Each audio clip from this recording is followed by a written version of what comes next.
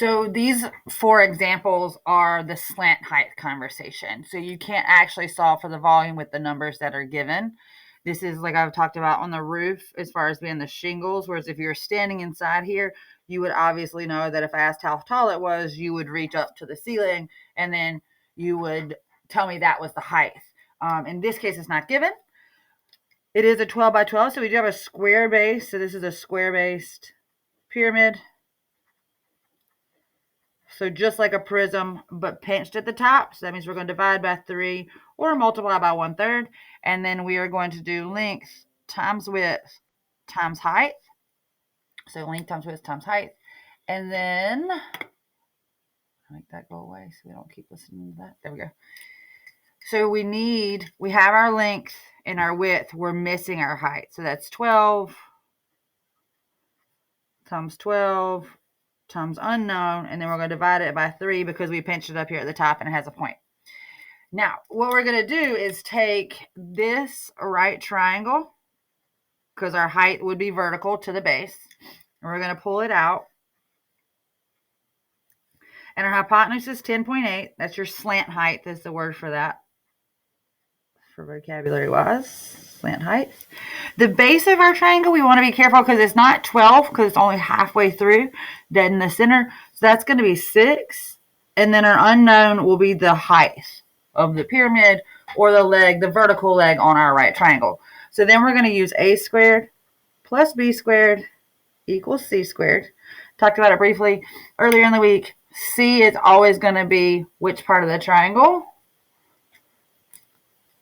The hypotenuse, right? So across from your 90. So this is always going to be C, is at 10.8. Whatever's across from their 90 degrees. And then we're going to do 6 squared plus x squared. You can do b squared. You can do whatever letter you want. The variable doesn't matter. And then we're going to solve from there. And that 10.8 has to be squared too. So 36 plus x squared equals, and sorry, I don't know where my calculator is. There it is. 10.8 squared. More than 100. 116.64. Solving for x squared, we're going to subtract 36 from both sides. And that's because that is a positive 36. And then we have x squared equals 80.64. And then we need to get x by itself. What's the inverse operations when you squared something? That inverse is square root. And remember, every time you square root, you do have a positive and a negative answer. But in this case, negative wouldn't make sense because we're looking for a length. So algebraically, there are always 2 answers when you square root something. But in this case, the one that we are going to use is going to be the positive. And it is 8.9, and we'll go 8 because it's 799,777. So lots of numbers that are round up. So that 8 will be the nice place for it to round first. So then that will go here. So 12 times 12, length times width, times height, or like I said earlier in the week, how many slices of bologna. And then we're going to divide it by 3. And that gives us 431.04. So that would be the volume of that square pyramid. And I'm going to grab another sheet of paper because these are all going to run on top of each other. Same idea here with the cone. We're given the slant height. And in this case, we're given the radius, which is awesome. It is a cone. So the base is a circle. So that's a pi r squared for our area of our base. Times height, it's pinched at the top, so we're going to divide by 3. Or multiply by 1/3 if that makes more sense to you. We'll work on leaving this in terms of pi first and then move from there. But we don't have our actual height, which would be this side of our right triangle. So we're going to pull out a right triangle and use Pythagorean theorem. So our slant height is 20.1. Our radius is 9. And so again, our vertical height is the one that's the vertical leg is the one missing. So a squared plus b squared equals hypotenuse squared. C is always hypotenuse again. So 20.1 squared, 9 squared, and then a squared. Just a call out, a and b, it doesn't matter which one goes there. And again, you could use x, you can use a, you can use b. Just make sure you're holding on and understand that's a variable, in case sometimes I feel like if I use letters that aren't x, my handwriting makes me more confused than anything else. So 9 squared is 81. 20.1 squared is 404.01. 404.01. Now, a big call out, a lot of people get real upset with decimals and crazier decimals, longer than just one decimal place after. But with Pythagorean theorem and right triangles, there are only a handful of triangles that are going to give you the perfect 3 whole numbers. And those are your special right triangles, which your teacher may have taught you before. So mentally brace yourself and be prepared for decimals, because there will be lots of them. So x squared is going to equal, I subtracted 81 from both sides. And again, we need to get x by itself. So we're going to take the square root.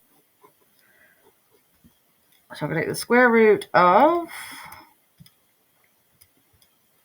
and it is 323.01 with nothing past it, so I would use the entire thing. And we get 17.97. After that 7 is a 2, so we're going to leave that as a 7, because remember, just to throw back to old rules again, rounding 5 and above rounds up. 4, 3, 2, 1, 0 stays the same. So now we have our height. So this is our height of our cone. 17.97. And we're going to plug it in as we go. So we're going to do volume equals pi. Again, this one did not specify whether to use 3.14 or pi button. Our radius is 9, so we're going to square it. And then we're going to multiply by our 17.97 height. Because it is a cone and pinched to the top, we're going to divide by 3. So pi, I'm going to leave my answer in terms of pi. 81, because 9 times 9 is 81, times 17.97.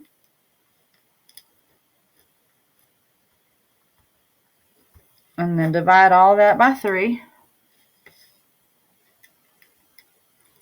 So 485.19 if we leave it in terms of pi. And in this case, it's meters cubed. So remember, cubed, centimeters cubed, meters cubed, inches cubed is volume. Squared is area. And then just flat measurements are flat measurements. Like it's like on a piece of paper, not 2-dimensional or 3-dimensional. 3.14. Oh, I pushed the wrong button, sorry. Is 1523.49, and I'm going with 7 because it's 6, 6, and 9 is going to round all the way up, and that's meters cubed. That's with 3.14 versus 485.19 times our pi button is 1524.27 meters cubed. So another call out again, be prepared for any of those. There's not a real trend in how they ask for the answers as we did on Tuesday. This is in terms of pi. This is with 3.14, and this is with our pi button. So the answers are different, not significantly different necessarily, but different. The larger the numbers are and the more decimal action you have, the larger the change will be, because it is a multiplication. And if there's more present, then it multiplies more. So just to be aware, in case you're one of those people that if you get an answer that doesn't match perfectly, if you panic, don't panic. Just go back and either push the button or go back and use 3.14. Or try it again without using your pi. Or convert. I did mention that on Tuesday because I remember so vividly an entire class shutting down with a question because all the answers were in terms of pi.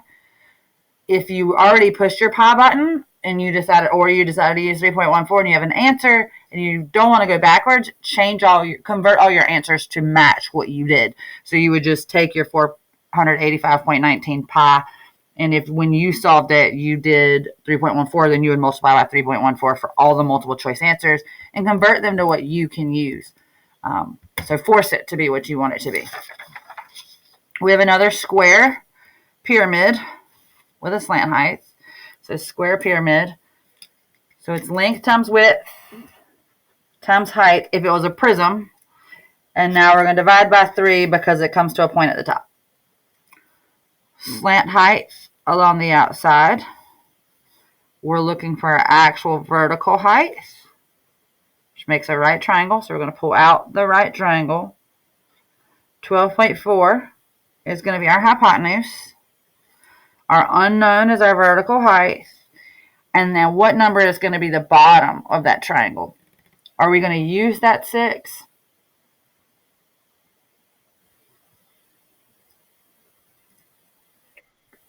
Yeah, we're going to use 3, right? Because it's half. That vertical is going to break that 6 in half. And then again, a squared plus b squared equals c squared. C always being the hypotenuse, which is at 12.4.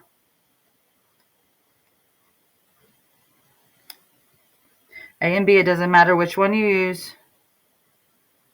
3 squared, x squared. 3 squared is going to be 9. Remember, when you square something, that's the number of times itself, not times 2. Not that that's a mistake we make often, but it does seem to happen sporadically. So just hitting on all the things I've remember watching people make silly mistakes, because when you're discussing it with somebody, you don't do it. But if you're doing it on your own and not paying attention to what you're doing, it is a mistake. We're going to subtract 9 from both sides because it's a positive 9. So x squared equals 144.76. Inverse operation of x squared. Take the square root. And x is going to equal,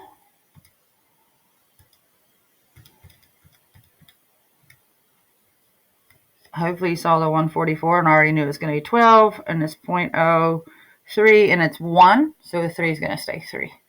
So now we have our vertical height. If you messed up and happened to use your slant height just by accident because you weren't paying attention to what was going on, or was in a rush, or forgot slant height is not the height that we measure, you're probably not going to get a huge difference in your answer just because they are pretty similar in length. So just, I know I've seen students who come out, well, I was really close. Isn't it the same? You do want the accurate answer, obviously, as a goal, but sometimes it's super, super close. So length times width is going to be 6 times 6 times 12.03. So length times width is going to be the area of that square. That's what the length times width part. And then times the height. And then divide by 3 because we pinch it at the top.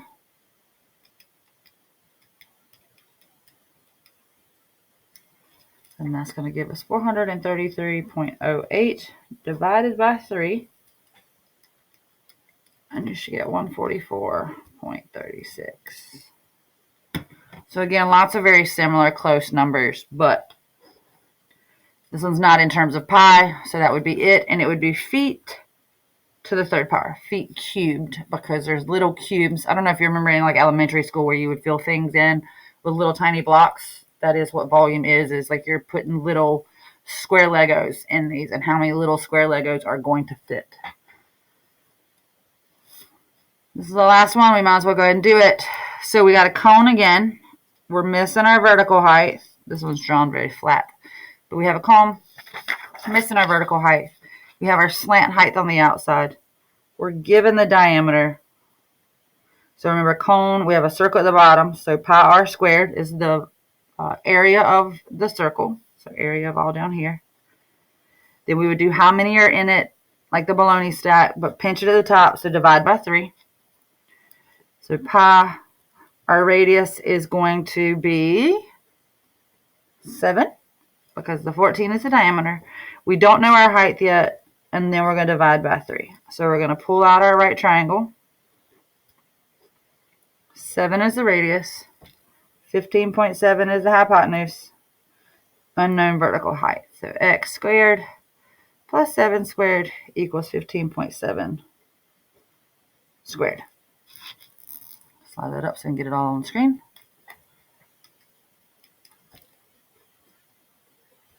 Seven squared, 49. 15.7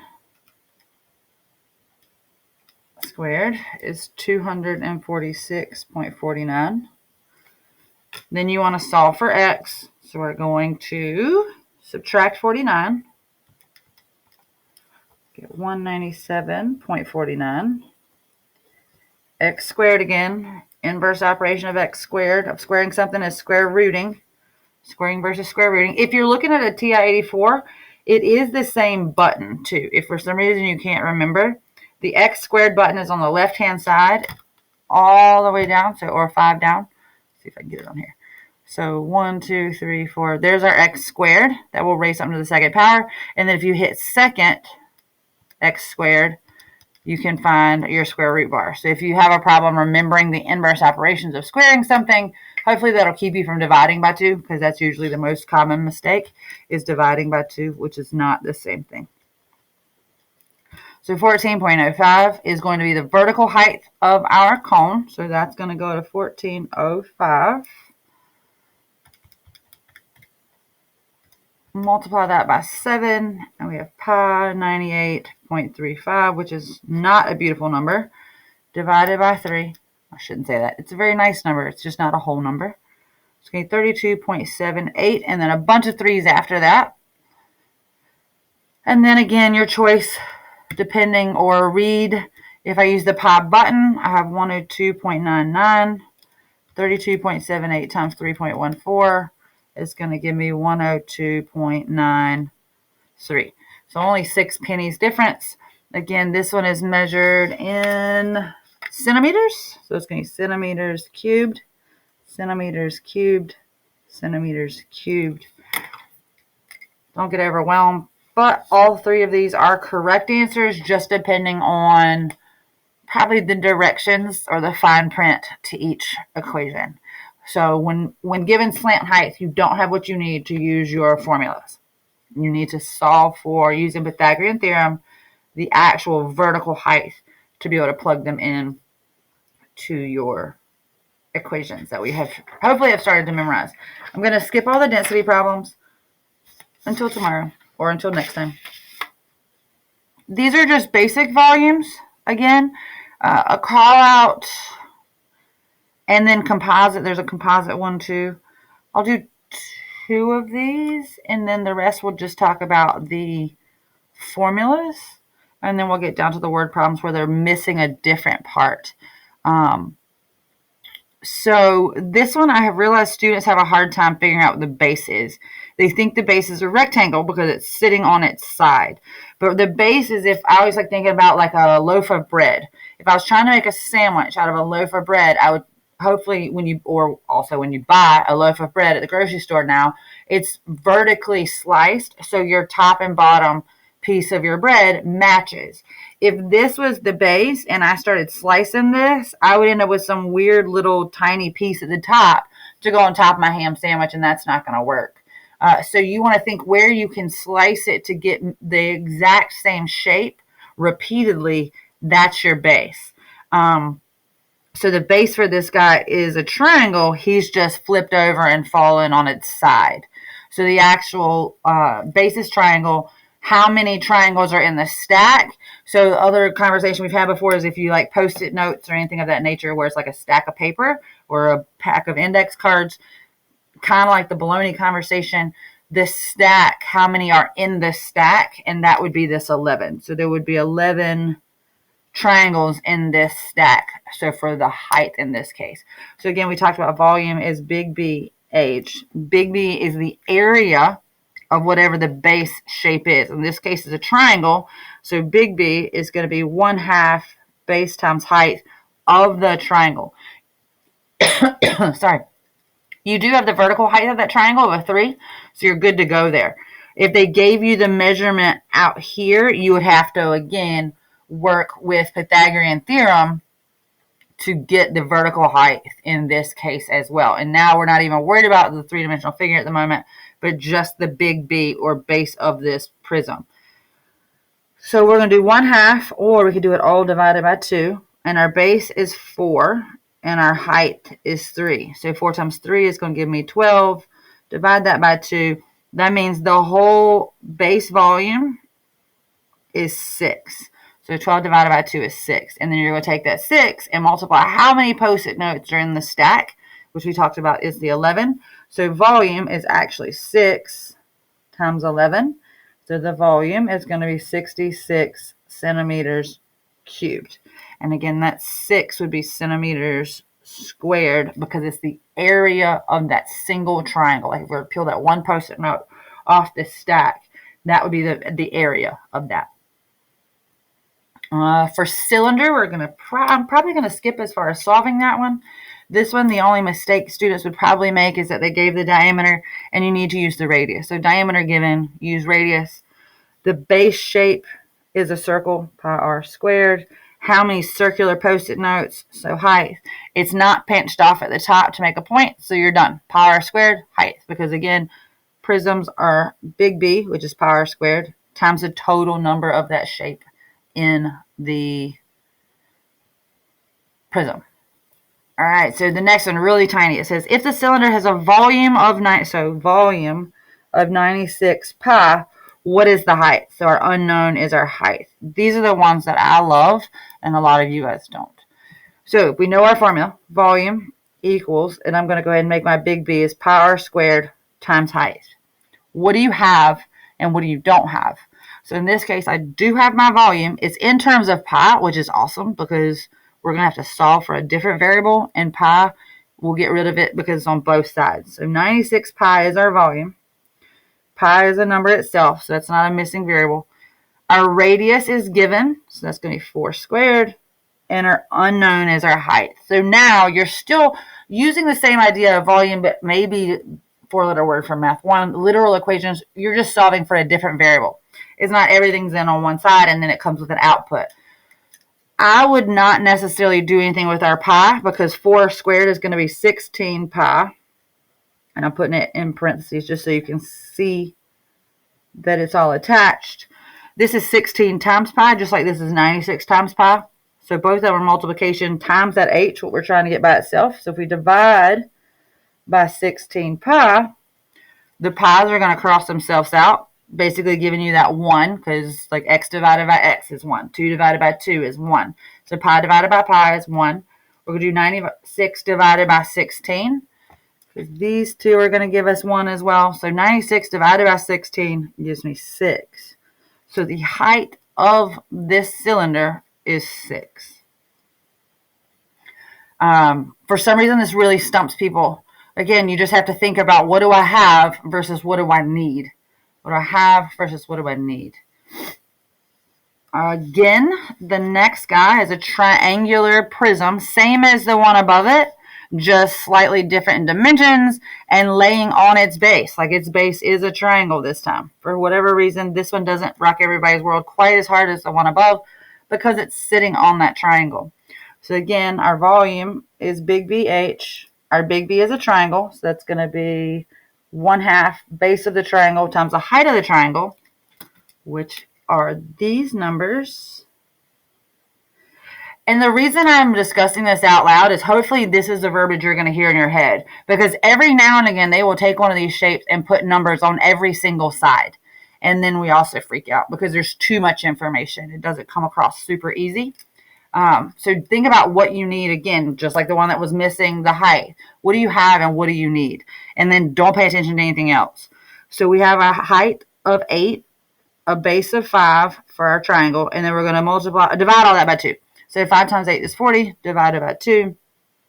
Our big B is 20, and again, that's centimeters squared because that is just the area of that triangle. And then we're going to multiply that by how many slices or how many Post-it notes are in the stack, and in this case, that's 3. So our volume is our big B times our height, which is 3. In this case, height is this way. And again, when you think of height to the prism, it's how many Post-it notes or how many slices of bologna or how many slices of cheese. So think how many times that shape could repeat up and down. So our volume is going to be 60 centimeters cubed. Cubed because, again, it is volume.